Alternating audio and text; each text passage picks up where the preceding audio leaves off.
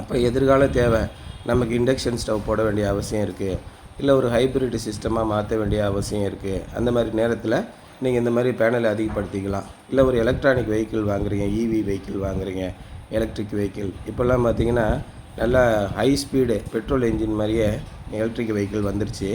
அதுக்கு ஒரு நாளைக்கு நீங்கள் ஒரு 6 யூனிட்டு சார்ஜ் பண்ண வேண்டியிருக்கு. 6 யூனிட்டு சார்ஜ் பண்ணிங்க அப்படின்னா ஒரு 300 கிலோமீட்டர் வரைக்கும் போகுது. வேகமும் 80 கிலோமீட்டர் வரைக்கும் வேகம் போகக்கூடிய வண்டியெல்லாம் வந்துருச்சு. அந்த மாதிரி வரும்போது நீங்கள் சோலார் பேனலை கூடுதலாக நீங்கள் வச்சுக்கிட்டீங்க அப்படின்னா கண்டிப்பாக நல்லாவே உங்களுக்கு ப்ரொடக்ஷன் ஆகும். பெட்ரோல் செலவுக்கு நீங்கள் போய் நிற்க வேண்டியதில்லை, பதட்டப்பட வேண்டியதில்லை.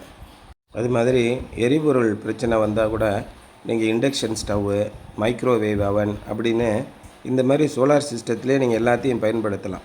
ஒரு வீடை முழுமையாக தன்னிறைவு அடையக்கூடிய ஒரு சிஸ்டம் தான் நம்ம சூரிய சக்தி மூலமாக மின்சாரத்தை உற்பத்தி பண்ணுறது. அதுவும் பாதுகாப்பானது, ரொம்ப நீண்ட நாள் உழைக்கக்கூடியது. இப்போ நம்ம கொடுத்துருக்குற இன்வெர்ட்டர் பார்த்திங்கன்னா 10 வருஷம் ஆன்சைட்டு ரீப்ளேஸ்மெண்ட் வாரண்ட்டி. நீங்கள் இன்வெர்ட்டர் தூக்கிட்டு எங்கேயோ போய் கஷ்டப்படணும்னு அவசியம் கிடையாது.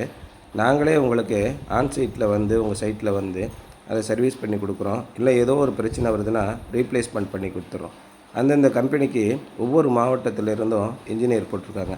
தமிழ்நாட்டில் மட்டும் 30க்கும் மேற்பட்ட இன்ஜினியர்ஸ் இருக்காங்க. அதனால் ஃபால்ட் வந்துச்சுன்னா 48 மணி நேரத்துக்குள்ளே உங்களுக்கு ரெக்டிஃபை பண்ணி கொடுக்குறாங்க.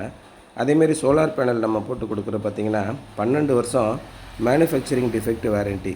உற்பத்தி முறைகளில் ஏதாவது பிரச்சனை ஆயிடுச்சு, ஃப்ரேம் அடித்தது சரியில்லை, ஒட்டுனது சரியில்லை, இந்த மாதிரி பிரச்சனைகளினால் ஏதாவது பிரச்சனை வந்துச்சுன்னா 12 வருஷத்தில் எப்போ வேணாலும் உங்களுக்கு வேறு பேனல் மாற்றி கொடுத்துருவாங்க.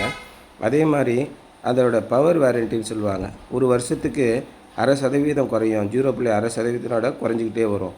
அந்த மாதிரி குறையும் போது உங்களுக்கு என்னென்னா ஒரு 10 வருஷம் கழித்து எப்படி குறைஞ்சிருக்கும், ஒரு 20 வருஷம் கழித்து எப்படி குறைஞ்சிருக்குன்னு ஒரு லீனியர் பவர் வாரண்டின்னு சொல்லுவாங்க.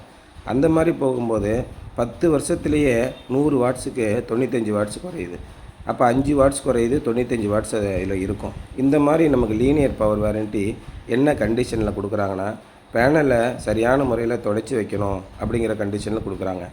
இம்ப்ராப்பர் யூசேஜ், முறையற்ற விதத்தில் பேனலை நீங்கள் யூஸ் பண்ணக்கூடாது அப்படின்னு சொல்கிறாங்க. அந்த மாதிரி இருக்கிறதுனால நீண்ட காலம் உழைக்கக்கூடிய ஒரு சோலார் பவர் ஜெனரேஷன் சிஸ்டம், மின்சாரத்தை உற்பத்தி பண்ணக்கூடியது.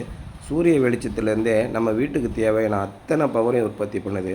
சமையல் பண்ணுறதுக்கும் போக்குவரத்து வசதிக்கும் எல்லா விதத்துக்கும் தேவையான ஆற்றல் மூலமாக சூரியன் இருக்குது. இந்த பூமிக்கே மொத்த ஆற்றல் மூலமாக சூரியன் இருக்கும்போது நம்முடைய வீட்டுக்கும் முழுமையான ஒரு ஆற்றல் மூலமாக நம்ம கண்டிப்பாக சூரியனை பயன்படுத்த முடியும்.